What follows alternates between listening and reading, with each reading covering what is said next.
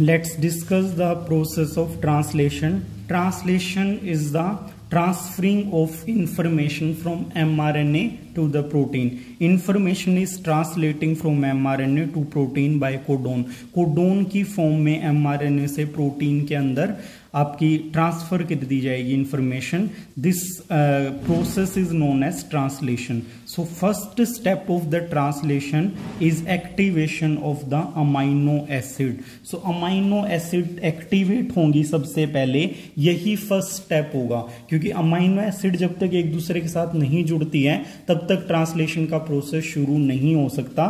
That's why सबसे पहले amino acid क्या होंगी, वो एक्टिवेटेड फॉर्म में आएंगी. तो एक्टिवेटेड करने के लिए अमाइनो एसिड को सबसे पहले आपको एक एटीपी चाहिए, और सेकंड जो थिंग है दैट इज एंजाइम.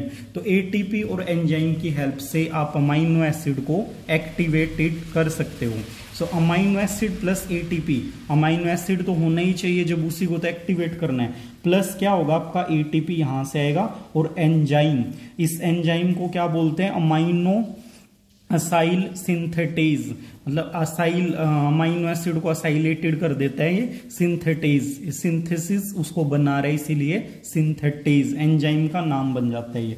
तो अमाइनो एसिड जब एटीपी और एंजाइम के कांटेक्ट में आएगी it will known as amino acyl. इसको अमाइनो एसाइल बोल सकते हो आप. अमाइनो एसिड से क्या बन गया, अमाइनो एसाइल. और ये अमाइनो एसाइल जो इस फॉर्म में बनेंगी दोज ऑल आर एक्टिवेटेड. वो एक्टिवेटेड है, उनके अंदर क्या है, एक्टिवेशन आ चुका है, और वो प्रोटीन सिंथेसिस में पार्टिसिपेट करने के लिए रेडी हैं.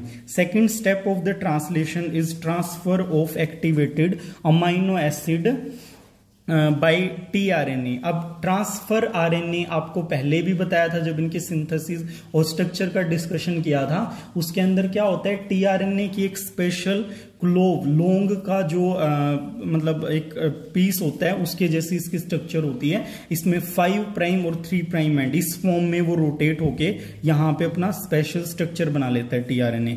5 प्राइम से एक्सटेंडेड होता है स्लाइटली 3 प्राइम एंड, वो थोड़ा ऊपर की तरफ गया होता है, और उसके ऊपर OH ग्रुप होता है. अब ट्रांसफर करना है टीआरएनए को जो एक्टिवेटेड अमाइनो एसिड है उसका. तो क्या होगा, अमाइनो एसिड एक्टिवेटेड वाली एएमपी के साथ है जो plus enzyme complex plus tRNA के साथ 3 प्राइम जो इसका 3 प्राइम एंड है OH जहां से एक्सटेंडेड है वहां पे ये जुड़ेगा. अब यहां पे जब ये जुड़ेगा इस फॉर्म में आएगा तो यहां से क्या होगा, टीआरएनए के साथ बाइंड हो जाएगी अमाइनो एसिड. तो टीआरएनए और अमाइनो एसिड एक साथ बन गए, एएमपी यहां से फ्री हो जाएगा और एंजाइम भी फ्री हो जाएगा.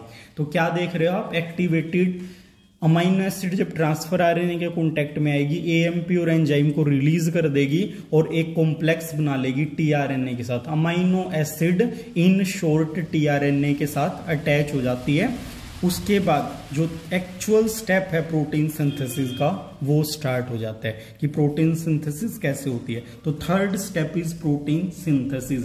तो ये सब ट्रांसफर आरएनए के साथ अमाइनो एसिड जुड़ने के बाद आपका एक्चुअल प्रोसेस शुरू होगा, और उसमें क्या होगा, असेंबली ऑफ राइबोसोमल सब यूनिट.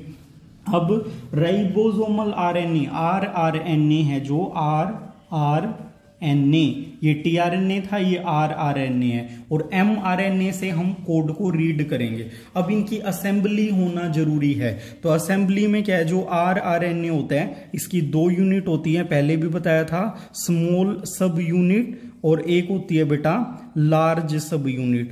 तो दोनों यूनिट का आपस में जुड़ना जरूरी है. तो स्मॉलर सब यूनिट ऐसी होती है और ये एमआरएनए से बाइंड ऐसी नहीं होती, मतलब एक्चुअली की आप सोच लो कि इसी फॉर्म में होती है, ये सिर्फ आपको शो करने के लिए है कि ऐसा होता है. तो स्मॉल सब यूनिट एमआरएनए के साथ बाइंड अप कर जाती है, और ये क्या करती है, एमआरएनए की बाइंडिंग साइट जो है, आरएनए और एमआरएनए एक साथ काम करेंगे और टीआरएनए उनको अमाइनो एसिड ला के देगा, तब प्रोटीन सिंथेसिस कंप्लीट होगा. तो इसीलिए एमआरएनए की जो बाइंडिंग साइट है that is present on the smaller सब यूनिट. ये लार्ज सब यूनिट है, इसे थोड़ी साइज में बड़ी दिखा दी है. तो लार्ज सब यूनिट के ऊपर 3 साइट्स होती हैं, ईपी और ए. ठीक है, तो ये दोनों बाइंड हो जाएंगी बेटा. यहां पे क्या होगा, आपका स्मॉलर सब यूनिट, लार्जर सब यूनिट, ये दोनों अटैच हो गई और इनके साथ ही अटैच हो जाता है आपका एमआरएनए। एमआरएनए की बाइंडिंग साइट कहां पे है? स्मॉलर सब यूनिट पे। अब जो लार्जर सब यूनिट है इसके ऊपर EPA होती है। यहाँ पे A जो है this is amino acyl site, ठीक है। अमाइनो असाइलेटेड जो अमाइनो एसिड है वो A साइट के ऊपर आएगी। दूसरी है पेप्टाइडल साइट, P साइट जिसको हम बोलते हैं, फर्स्ट वर्ड ले लिया। और E है एग्जिट साइट जहां से tRNA एक बार जुड़ने के बाद बाहर निकल के जाते हैं, ठीक है। तो प्रोटीन सिंथेसिस का first step assembly of ribosomal सब यूनिट, और उसके बाद दूसरा स्टेप आता है attachment of the mRNA।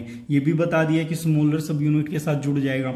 Final step क्या है? पॉलीपेप्टाइड सिंथेसिस और प्रोटीन सिंथेसिस। प्रोटीन सिंथेसिस को भी 3 सब पार्ट्स में हमने डिवाइड कर लिया। असेंबली ऑफ राइबोसोमल सब unit, attachment of the mRNA, and third is the actual process of protein synthesis. Peptide synthesis के अंदर आपने देख लिया कि ये कॉम्प्लेक्स बन के तैयार हो जाता है। स्मॉलर सब यूनिट, लार्ज सब यूनिट ऑफ RNA और mRNA इनके साथ अटैच हो जाता है जिसके ऊपर सीक्वेंस प्रेजेंट है। तो अब ये EPA जो साइट्स हैं लार्जर सब यूनिट की, ये मेन रोल प्ले करेंगी प्रोटीन सिंथेसिस के अंदर। अब tRNA के साथ अमाइनो एसिड जुड़ चुकी है, जो एक्टिवेशन के बाद हमने देखा था कि attachment of amino acid to the tRNA, वो इसके साथ जुड़ चुकी है। तो ये पूरे के पूरे तीनों RNA आपके रेडी हैं प्रोटीन सिंथेसिस के लिए। इस टाइम पे क्या होगा? P साइट के ऊपर आपका AUG अटैच होता है। AUG is the start codon. So first जो कोड आएगा या tRNA आएगा वो P साइट के ऊपर आएगा, ठीक है। First will come on the P site. सबसे पहला tRNA P साइट पे आ जाएगा। अब यहां पे देखो, all code for amino acid are read at site A site पे रीड किए जाएंगे except the start codon AUG which will be read by the P site. तो आपको ये बात हमेशा ध्यान रखनी है, MCQ में आ सकती है कि first codon will come on the, या first tRNA amino acid will attach on the P site. ये P साइट के ऊपर आएगा AUG के लिए, जो अमाइनो एसिड है स्टार्ट कोडोन के लिए मेथोनाइन। सो मेथोनाइन जो है वो आपका P साइट पे आ जाएगा। इसके बाद जितने भी कोडोन आएंगे या जितने भी tRNA होंगे अमाइनो एसिड को लेके आएंगे वो A साइट पे रीड होंगे। तो A साइट फर्स्ट आपने क्या देखा, इस स्टेप पे आपका मेथोनाइन P साइट पे अटैच हो जाता है। अब A साइट के ऊपर सेकंड tRNA यहाँ पे अमाइनो एसिड लेके आएगा। अब क्या होगा बेटा, ये mRNA जो है, suppose this is the mRNA, ये mRNA है और mRNA के ऊपर ये राइबोसोम ने इसको ऐसे रीड किया और उसके बाद ये क्या होगा, ये इसको ऐसे स्लाइड हो सकता है, बट ये स्लाइड नहीं होता। ये mRNA है, ये mRNA, ये राइबोसोमल RNA, तो ये क्या होगा, यहाँ पे एक अमाइनो एसिड अटैच हुई, उसके बाद ये ऐसे शिफ्ट सेकंड साइड पे, फिर थर्ड साइड पे, फिर फोर्थ साइड पे। This kind of movement is known as translocation. एक साइड से दूसरी साइड पे वो जंप करके आ रहा है, स्लाइड मतलब ऐसे स्लाइड नहीं कर रहा है smoothly. This process is known as translocation, मतलब एक जगह से दूसरी जगह पे जा रहा है बट स्लाइड करके नहीं जा रहा है। अदरवाइज हम स्लाइडिंग प्रोसेस, इसको ट्रांसलेशन को स्लाइडिंग भी बोल सकते थे अगर वो स्लाइड करता, but that is actually translocating, translocate कर रहा है अपनी पोजीशन को, इसी से इसकी प्रोसेस का नाम यहां से आया है। तो ये क्या करेगा, आगे नेक्स्ट वाले पे ट्रांसफर हो जाएगा। अब आप क्या देखोगे, जो चीज P के ऊपर थी वो E पे चली जाएगी, और जब ये आगे शिफ्ट करेगा और A के ऊपर थी वो P पे आ जाएगी, ठीक है। तो इस तरीके से आगे वो रीड करता हुआ चलेगा। तो सेकंड अमाइनो एसिड कहाँ आएगा, A साइट पे, और A साइट पे क्या होगा, फिर वो मूव करेगा, आपका जो P वाला है वो A के ऊपर आ गया, तो यहाँ पे ये ऐसे यहाँ अटैच हो जाएगा। फिर ये आगे और मूव करेगा, P पे आ जाएगा, फिर नया अमाइनो एसिड A पे आएगा, फिर क्या होगा, दोबारा से दो अमाइनो एसिड जो P साइट पे थी वो यहां से डी अटैच होंगी और इसके ऊपर जुड़ती जाएंगी। आप क्या देख रहे हो, पहला अमाइनो एसिड P साइट पे आया, दूसरा A साइट पे आया, P वाला मूव करके A के ऊपर आ जाएगा, मतलब P पे जो सेकंड अमाइनो एसिड था फर्स्ट था सॉरी पी पे, वो सेकंड वाले ए पे जुड़ जाएगा, फिर आगे एमआरएनए शिफ्ट करेगा, फिर ए वाली जो दोनों अमीनो एसिड है पी पे आ जाएंगी, ए पे फिर नया आएगा और जो दो अमीनो एसिड वाला कॉम्प्लेक्स था पी पे वो ए वाले के साथ फिर से पेप्टाइड बॉन्ड बनाएगा, पी के ऊपर बनाएगा लेकिन ए वाला आगे शिफ्ट कर जाएगा। अब 3 अमीनो एसिड का कॉम्प्लेक्स पी पे है, फिर नया ए पे आएगा और फिर 3 अमीनो एसिड वाला जो कॉम्प्लेक्स है वो दोबारा से 4th वाले पे जुड़ जाएगा। तो इस तरीके से प्रोसेस चलती रहेगी। इस बीच क्या हो रहा है, जो टीआरएनए यहाँ पे आ रहा था वो ई पे जाएगा, ई साइड से एग्जिट बाहर निकल जाएगा टीआरएनए नई अमीनो एसिड को लाने के लिए। तो उस दौरान क्या होगा, वो कब जाएगा, अमीनो एसिड का पेप्टाइड बॉन्ड बनने के बाद। तीनों साइट आपको समझ में आ गई होंगी, पी साइट पेप्टाइड बॉन्ड के लिए और फर्स्ट स्टार्ट कोडोन को रिसीव करने के लिए, ए साइट जितने भी नए अमीनो एसिड आ रहे हैं उनको अटैच करवाती है और फिर पी वाली उसके ऊपर जितनी भी मतलब वो चेन बनी हुई है वो ए के ऊपर जुड़ती जाती है और आगे आगे प्रोसेस जो अमीनो एसिड की चेन है वो बनती रहती है, पॉली अमीनो एसिड की चेन बन जाएगी और ई से टीआरएनए एग्जिट करता रहेगा। एट लास्ट क्या होगा, there will be a stop codon, यहां पे एमआरएनए के लास्ट में क्या रहेगा, stop codon.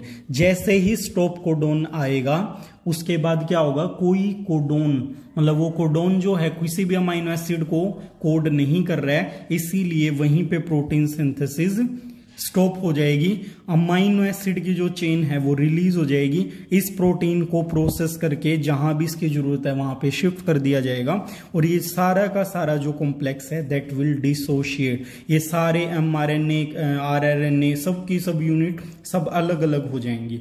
Ribosome move on mRNA which is known as translocation, आपको एक्सप्लेन कर दिया।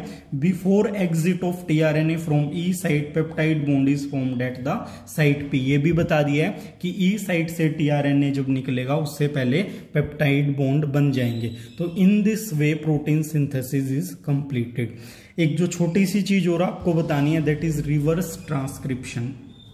आपने देखा था डीएनए की जो कॉम्प्लीमेंट्री बेस पेयर को स्टडी करके क्या बन जाता है, RNA.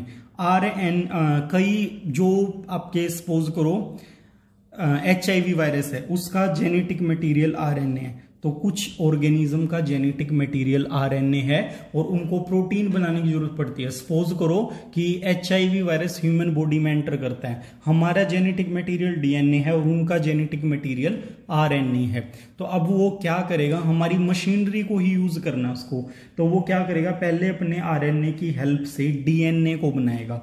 This process is known as reverse transcription. Transcription का उल्टा हो रहा है, transcription is formation of RNA from the DNA और रिवर्स ट्रांसक्रिप्शन क्या है, formation of DNA from the RNA. तो ये रिवर्स प्रोसेस चलेगी। फिर जो वो डीएनए बनाएगा HIV वायरस, उससे फिर वो दोबारा से आरएनए बनाएगा और उन आरएनए से आपका HIV वायरस का क्या होगा, प्रोपेगेशन होगा। So this was all about the process of translocation. Thank you. Have a nice day.